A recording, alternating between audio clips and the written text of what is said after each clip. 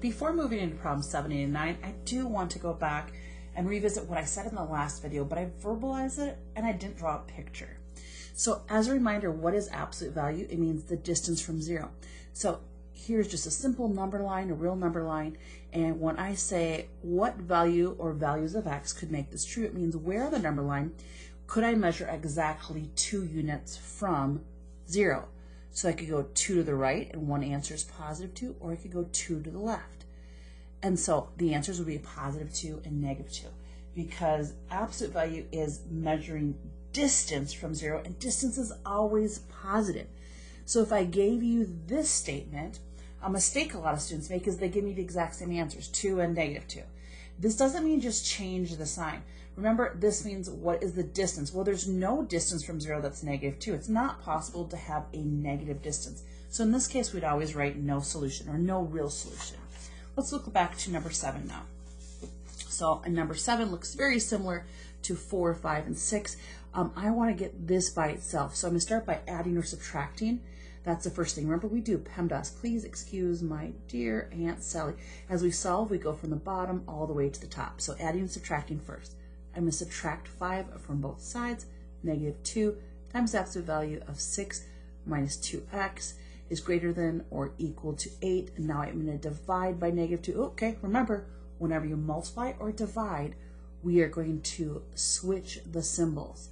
So I'm going to take it from greater than or equals 2 to less than or equals 2. And now I stop, because now I'm being asked to solve for a value of x that says, tell me a distance that is negative 4 from the origin. And there's no such thing as a negative distance, so I know this is no solution. Once you've isolated the absolute value, and so I remove the 5 and the negative 2, if this equals a negative number, that will always be your answer.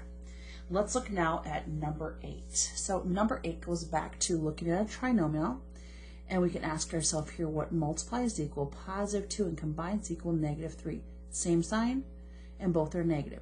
It'd be negative 2 and negative 1. So x minus 2, x minus 1.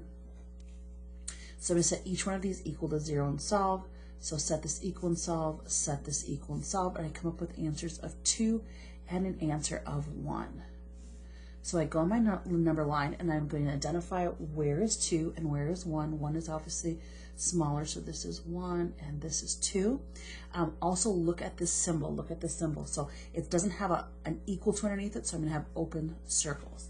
Now it's very possible that Mr. McFarland in the video that I provided you taught you a shortcut to doing this.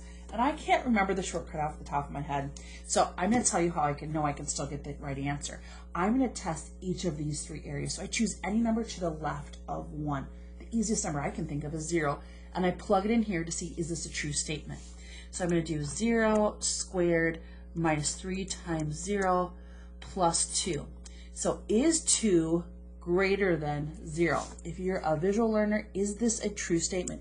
Is the alligator mouth eating the larger number? It is. For that reason, I tested one number to this direction and it worked. Now I'm going to choose any number in between, like 1.5, and I'm going to come up here and plug it in. 1.5 squared minus 3 times 1.5. Oh, not 11.5. 1.5 plus 2. So is a negative value greater than 0? Is a negative value greater than 0? No, that's not true. So any value in between 1 and 2 will not work. And I'm going to choose a value to the right of 2. Any number we want, like we can do 3. So I have 3 squared, subtract 3 times 3, plus 2. And yes, 2 is greater than 0. That's a true statement. So this represents the solution sets to this math statement. So any value to the left of 1 or to the right of 2 would make this true. Let's now look at number 9. Let's look at number 9. So in number 9, I'm going to come off to the side. What multiplies to equal positive 2 and combines to equal negative 3? The same sign, both negative. Okay, so we're going to go with negative 1 and negative 2. And we're thinking, wow, this looks very similar, right? So I'm going to be kind of lazy here. We got minus 2, minus 1. We just talked about this. Set each one of these equal to 0, and again, I get answers of 2 and answers of 1. What's different about this compared to number 9? We have a different symbol. Instead of greater than, it's less than or equals to. So 1 is smaller than 2. 1 goes to the left, 2 is to the right. They both need to be shaded in based on the symbols, so we include them as part of the solution set. I'm going to do the same thing. Again, there may be a shortcut. I'm going to do the same thing. So I come up here, and I'm going to choose any number here like 0. So I'm plugging in 0. I have 0 squared minus 3 times 0 plus 2. So I get an answer of 2. Is 2 less than or equal to 0? So I plugged in 0, any number to the left of 1. 0 represents that. This is what I got. I got an output of 2. This is not a true statement. That means I can't shade here. I choose a number in between. 1.5 squared, subtract 3 times 1.5 plus 2. I get an output of negative 0.25. Is this value less than or equal to 0? Yeah, it's less than. That means it's a true statement. I shade in between. And now I'm going to choose any value over here. Let's go with 3. 3 squared minus 3 times 3 plus 2. Is 2 less than 0? It's not true. Let's go down and look at 10, 11, and 12 next.